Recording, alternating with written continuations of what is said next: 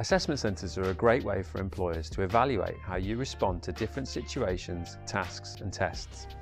One of the most important skills or strengths that employers seeking graduates and early careers professionals are team working and collaboration, and the assessment centre is a great way of testing these skills. Assessors can observe firsthand how you behave and work within a team, how you approach assignments and how you apply your skills and knowledge during a variety of activities.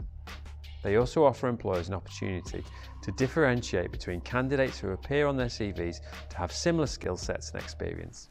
It's all about making sure you're a good fit for the role and organisation. During an assessment centre, you will work both individually and as part of a group on a variety of exercises that can include group discussions, presentations, psychometric tests, role play, social events and networking and written tests. Assessment centres can last anywhere between a couple of hours to a full day of activities, and they could be both in person or online.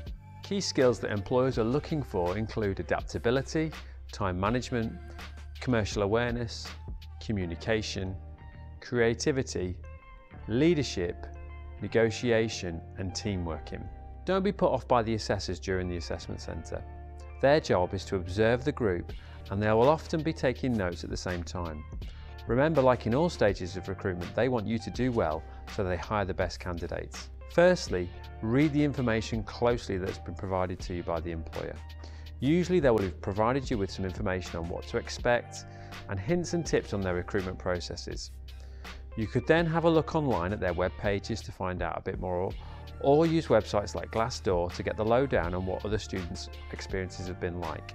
If you're a student with a disability, consider if you need to ask for any reasonable adjustments. The employer will have a good practice in place for this, so get in touch with them and explain what you need, and if you're not sure, they should be able to give you some examples of how they've adjusted their processes in the past for other candidates.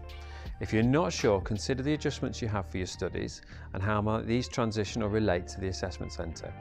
And if you're unsure, you can always speak to a member of our team who can help you in this area if you need it. It's good to research the company's values, as this will likely be used as a framework for how you're assessed during the assessment centre. So for example, if compassion is one, you need to focus on using your listening skills and empathy with others closely during the assessment centre. Also remember, the assessment centre will start from the point you arrive on site or log into the call. If there are any breaks in the day, you should try and interact with your fellow attendees and show an interest. Often the other candidates are not going for the same role as you, so don't see them as direct competition and more as your allies during the assessment centre.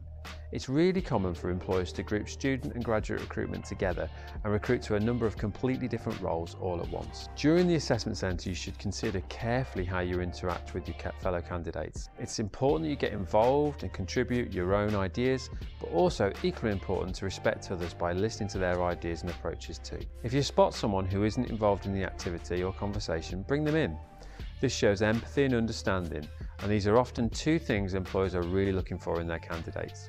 Try to be positively assertive without dominating the conversation, striking a fine balance between talking and sharing your ideas and listening to others. Try and avoid talking over others if you can, although this is not as easy to do online. If you do, just apologise and wait for the next appropriate point to speak. Taking responsibility for tasks like keeping the activity to time or collating feedback are good to take on if you can.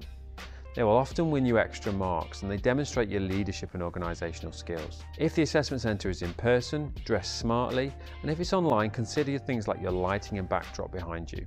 Finally, relax, be yourself, and remember this is your chance to shine. If you're unsuccessful, then that's normal. It's important though to ask for feedback and reflect on where you could improve, and you can do this with a member of the Careers and Placements team.